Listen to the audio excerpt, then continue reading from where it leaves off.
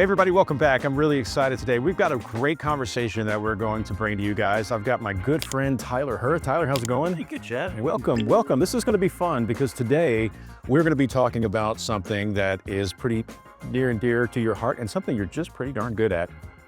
That is church production. And just for everybody that doesn't know, Tyler and I have known each other forever. We come from the television live production background, but Tyler had worked for many years with Long Hollow Baptist here in Hendersonville, Tennessee, just down the road from us, and was able to put together over time this amazing production facility. And I think the thing that was really great about Long Hollow, and of course TakeOne was fortunate to be a part of that as well. Yes.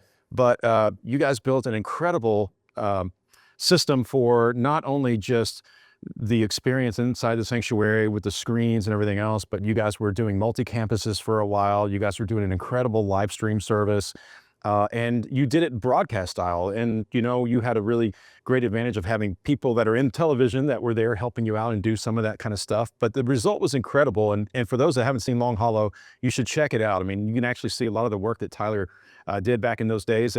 But now you're on your own and doing big things. And we're appreciative. We appreciate the fact that you came to talk a little bit about this, because we know a lot of our customers that come to us from churches, they see churches like Long Hollow and other churches that are online and doing streaming, and they're doing it really, really well. And some of them are coming from a position of a church that's wanting to say, hey, you know, we need to maybe be more relevant in the times. We need to maybe take our old 1985 system and upgrade it a little bit. Yeah. You know, maybe we should try this HD thing, or maybe you're HD, you want to go 4K? Yeah. There's so many different avenues there that people are trying to like step into. And it's a little different than the secular world too, and the corporate world, where you've got capital expenditures and things like that. With church production, you've got the responsibility of spending money that people have been given to the church. And it's like, you want to be a good steward of that, you know, and you want to be able to do something where it's spending your money in a responsible way. So I know we're going to talk a lot about that today. So I want to just kind of jump in there kind of on the first topic that I brought up here. And that's for those that are expanding into church production and wanting to build or upgrade, no matter what it is. I wanted to start off by talking about, like, what are the goals that we should be thinking about when it comes to either growing or starting our church production infrastructure? What are the things that someone should be thinking about? Yeah, well, thanks for having me. Yeah, absolutely. And I mean, anytime I can come and have some great coffee. Yeah. So some of the things, just goal-wise, that I always thought about at Long Hollow is just, how can we take what we're doing and spread and help spread the gospel? I mean, that is the goal of your church. So how can we, as production guys, help with that through audio, video, lighting? How that was always our thought of, how can we accentuate what we're doing in the church and help spread the gospel with it? How can we make what the pastor's teaching on Sunday, how can we make it easier for people to connect with him, to be able to see maybe his illustrations better, to be able to, see his facial expressions, to, understand, kind of how he's feeling in that moment, or, just kind of get some of the emotion in the service. How can we help, people experience worship? And that's a hard thing at home when you're looking at doing online, or, if you are in a satellite venue or at a campus. Like, how do we help take what we're doing and spread the gospel the best way we can? I think those are fantastic points, and I think the number one issue, and you and I agree 100% on this, is that it should be the overall goal should be ministry over budget, cameras, gear, whatever you're doing. It should be ministry and furthering the gospel. You have to kind of maybe do a self-evaluation about what is it that's important for our church, and maybe it is just the message. Maybe we're a worship-driven church. Maybe we want to highlight that, and maybe we want to just do worship for content for streaming. There's so many different answers there. I think establishing that is going to help answer a lot of the other questions. One of the things you said that kind of struck a bell that I have always felt, and I have always sort of consulted with churches too when we're talking about building these type of systems, is when you're watching a live stream, you could be, for a lot of different reasons. Maybe it is that you're a fan of your, your worship band, or maybe you're a fan of the pastor, or maybe you're homesick from your home local church. Yeah. There's so many different reasons. And I try to tell people that, you want to be thinking about what are the people, how are they experiencing the service? And I say when it comes to camera placements and sound and everything, I always encourage people to try to make your production feel like the person watching is sitting there inside the sanctuary, worshiping with you, listening to the teaching. So if I'm watching a pastor, I want the camera to feel like I'm sitting in the chairs or pews or however your church is. I want to feel like I'm there, and not looking at it from like a camera up in the ceiling. I mean, I'm exaggerating, but there's a lot of thought process to that. How that sounds, maybe you have to have a separate audio console to mix the sound, because we all know, and if you guys don't know, I'm just going to tell you, the sound that comes out of your front of house console never sounds great on the live stream. So maybe you need a whole nother position for that. Yeah. So many things kind of come into setting those goals. And I think that's important. But, sometimes people fall into the temptation of, oh, I like this church, or I like this ministry, I like what they're doing on live stream. And I feel like, we should do what they do. I want to do what they're doing, What do you think about that? Definitely, it's good to look at other churches and get ideas from other churches. A lot of times when I was at Long Haul, I would look at what other churches were doing a lot of times and seeing like what the elevations, what the North Points, what the, Saddlebacks, what the transformations, all the bigger churches are doing, because they have the unlimited budget. They have the ability to do a lot of different things and a lot of cool stuff. And I would look at that stuff, and I mean, my bosses and, other people would look at that and send it to me like, how can we do this? How can we make it look like this? And it's like, well, that's great. And I think it's good to look at other churches and get ideas, but I would caution you from getting trapped in well, I have to look like this. Right. I have to do this, because I think I think the good thing to do is to look, get ideas, but really just kind of step back, and you've got to look at the soul of what your church is, and what are I think when you talk about goals, is to sit down with your leadership, and to sit down and talk about, well, what are we looking to, especially in like video and audio. What are the main things that we're looking to produce out of what we're capturing? And are we just doing this to have IMAG on Sunday morning? Are we doing this to put it online for everyone to see on demand? Are we live streaming it? Are we sending it to other campuses? What are our goals? And so at Long Hollow, when I would sit down, we big time wanted to,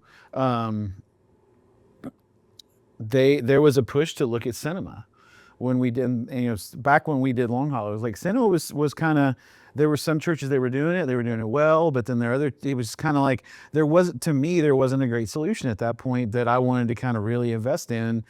But I tried it. We looked at it, we demoed things, like we brought in a lot of different things to look at. But at the end of the day, when I sat back and looked at everything, talked to leadership, and we just kind of looked and were like, what is the number one thing that we distribute from Sunday morning? What's the number one watch thing? And it's the sermon. Yeah. It is the teaching that happens, because that's going online, it's going on demand, it's in the room, and it's going to campuses. And so my goal at that point was, well, then if that's the biggest thing that we are distributing from Sunday morning, then that's what we need to do. We need to make sure that looks good. And it's like, we can look at all these other cool things, but at the end of the day, this is what we want to do, and this is what we need to do. So it was kind of keeps pointing back to the goals that you set. And I think probably the whole theme of this conversation is always going to go back to point back, what are those goals? Because if you look at them, the elevations of the Saddlebacks, usually the big churches, and they're doing things really well, and they're very popular. I mean, I think the temptation is there to say, well, we need to be doing that. But again, if you go back and ask yourself, does this fit the ministry goals of our particular church? Maybe the answer is no, or maybe it is. Maybe you're doing something similar and you want to emulate that. I think that could be fair. Yeah. Right? You don't want to just do it just because they're big and popular. Right. But you want to, if it aligns with the goals of and the ministry goals of your church, then maybe the answer to that is maybe. But you said something too that I hadn't really thought of, and that's looking at the churches with the big budgets and everything like that, and maybe you can ask yourself, well, what could we be doing to polish what we're doing a little better? Maybe what are some things that we can incorporate within our technical limitations or our budget limitations that can maybe get us a step towards maybe a quality improvement, or maybe our camera positions are wonky and we can make things feel a little bit better. Yeah. Like you could probably make changes that some of the big budget churches have already figured out that would maybe improve your situation without actually spending any more money. Just seeing what they're doing and how does it make you feel, and what that could be something that's Yeah, absolutely. And that was something we did too, was we looked at some different things that, you know, and even like looking at a lot of times too, is not only for me was looking at other churches, but even like to get ideas, like look at big things like award shows, things that are going on television. Because if one of your goals is live streaming, you want to make sure that you're connecting your audience at home with what's happening in the room.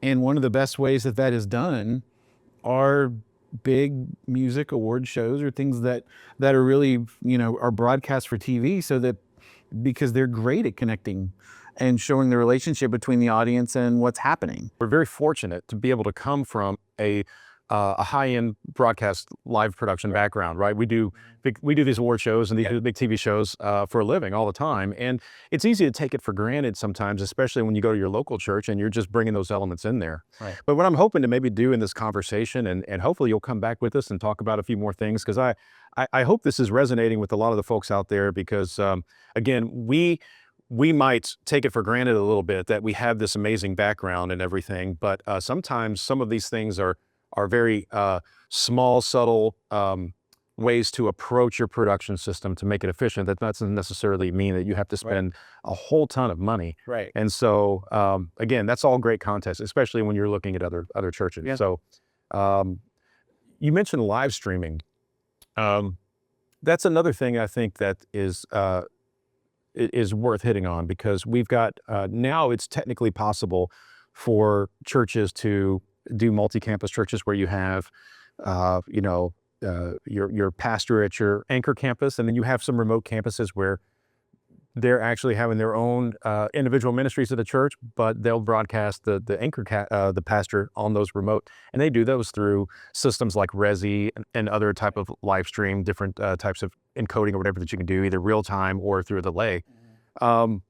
But there's a lot of different things. There's archiving. What are some of the things that someone should be thinking about when it comes to how can I maximize investing into live streaming, whether it's through a system like Resi or whether through like just free encoding, or what are some of the things that you would advise people to be thinking about? I think the biggest thing to think about when you're looking at live streaming, and this is kind of how I've always thought about it, is like, unless you've got someone who is going to quote unquote babysit your live stream, I would really look at a company to help you live stream that's going to kind of make it easy for you. Yeah. And also who's going to be there to support you. I've seen a lot of different people who try to use the simplest thing, cheapest thing out of the box, and it's like, it could derail a Sunday morning because something could happen. There's a technical issue. Your live stream is not pointing to the server correctly, or it's not distributing here correctly. And then you if you're the only guy at your church, you're the sole production guy, then you're tied up trying to make that live stream work while you're like 5 minutes before, going into your service, and you're stressed out. And it's like, when I was able to kind of move into a company that was able to kind of make it simple, and when the first Sunday I sat there and was like, man, I didn't have to worry about the live stream once today, but it happened. It was great because it took it off my shoulders. And I think that's another thing when you're trying to plan for things and looking at your goals, is like, how can I make this easier for volunteers, for myself, for, our congregation to be able to use this kind of stuff? Like, how can I make it more, I guess, in a way, automated, or, and have someone who can support me on the back end? Because you're more than likely, everybody, even at bigger churches, you're dealing with volunteers. Yeah. So the more that you can use these technologies to make your life easier, that's probably something to really consider. Yes, absolutely. So I agree with that a lot. Well, again, everything has a cost, and again, we're always trying to make sure that we're being efficient, we're being good stewards, we're doing all those things. Going back to our original topic, which was setting goals. Let's say we establish what our goals are. and we've looked at some of the other guys that are doing similar things, and we see how they're doing it. And you say, well, I want to do this, but my church doesn't have 30,000 people, and we don't have 7-figure budgets. How do we start thinking of the process? And this is maybe where we can get into a little bit more of the technical decisions that you can make.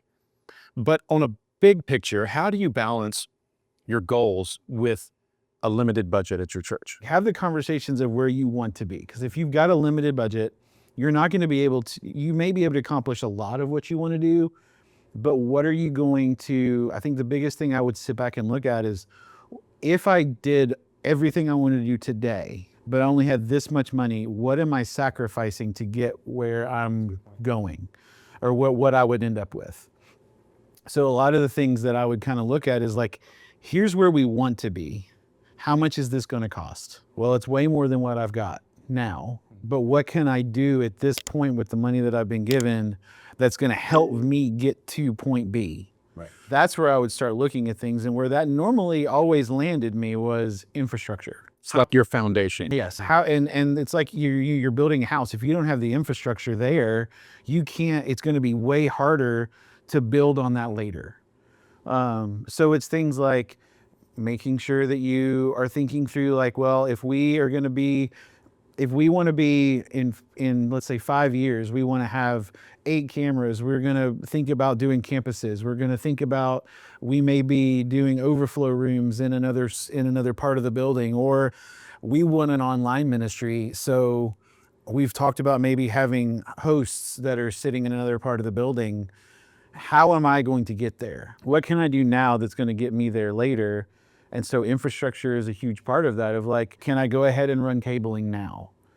If we're going to go ahead and start doing this install, it's cheaper to pull cable all at one time than it is to come back and do it again. And relatively, cable's cheap. So if you have to labor, sometimes it's more than the actual cable. Let's just go ahead and just keep pulling cable.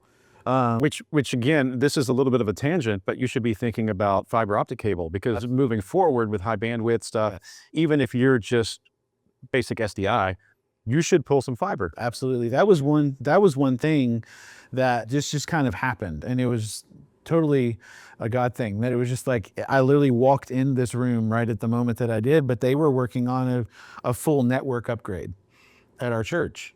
And they were talking about, well, we're going to have to re-pull fiber because everything's multi-mode. We got to go to single mode for this. And I was like, well, where are you pulling that single mode? And they're like, well, we're pulling them to all the different IDF closets around. I was like, how many strands? They're like, I think we're going to probably pull 6. I was like, could you just pull 12? Like, how much more is that? Yeah.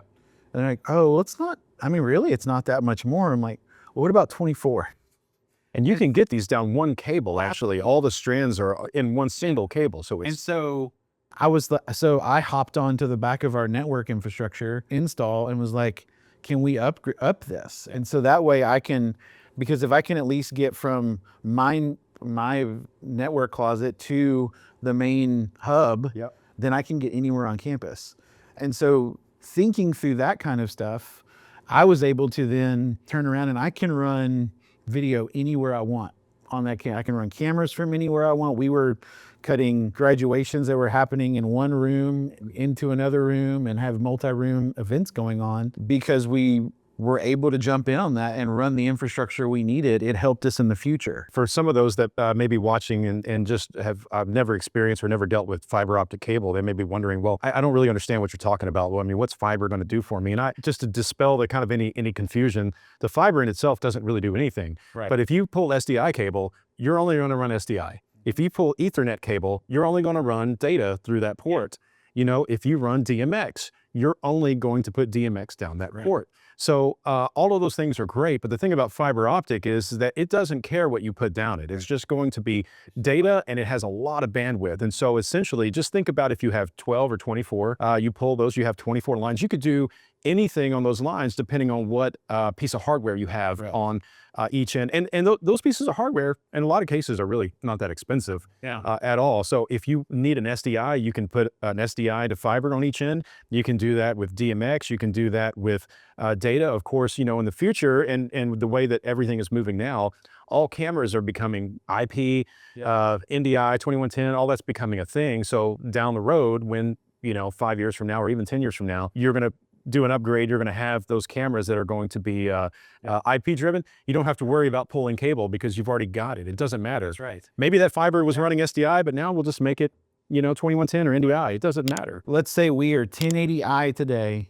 and we want to move to 4K in the future. How can I make sure that what we're doing isn't going to, I'm not going to have to come back in 5 years and re-pull all the cable. Exactly. And how can I make this the easiest swap out possible? And so that was those are some of the things I would think about, is like, what's your foundation? What is your infrastructure looking like? And how can we make sure that we're future proofed? Today, fiber optics addresses maybe 95% of the signals that you want. Maybe it'll cover them all, but I'm going to be conservative and say 95% of what you want to do, even if you have a SMPTE, some of the type of fiber driven camera, you can always adapt to fiber. I mean, it's crazy, Chad. You think about it, like you look at these big football games, like the Super Bowl. Trucks were coming in, which those big events are coming out of a television truck with thousands of cables coming out of this truck. I know, I used to do those games. I used to do that. But now you're pulling up and you're looking at it and there's like, it's just fiber cables. Yep. And they're literally just patching it from the truck into the stadium, and that's how they're patching it. Yeah. And so it's like, it's made things so much easier and made it much more future-proof for what they're doing. It's like, it's kind of a no-brainer to think that way.